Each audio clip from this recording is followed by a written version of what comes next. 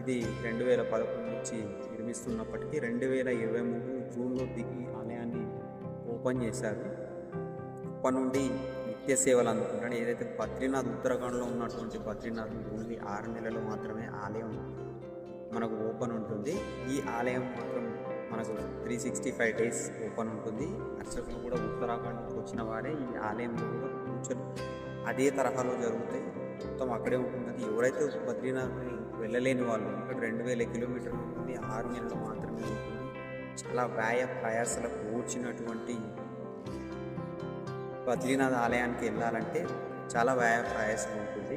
చాలా కష్టమైన ట్రిప్ అది. కాబట్టి ఎవరైనా మీరు బద్రీనాథ్ వెళ్ళలేని వాళ్ళు ఉంటే, చూడాలని కోరిక ఉంది, ఆర్థికంగా వెళ్ళలేని వాళ్ళు ఉంటే ఈ ఆలయానికి మేడ్చల్ దగ్గరలో ఉన్నటువంటి ఈ ఆలయానికి వచ్చి ఖచ్చితంగా స్వామివారి కృప పొందవచ్చు.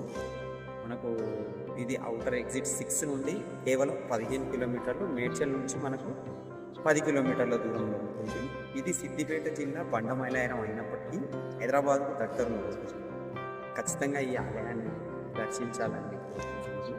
ఈ ఆలయం యొక్క లొకేషన్ డిస్క్రిప్షన్లో ఇస్తాను. తప్పకుండా ఈ ఆలయాన్ని దర్శించండి.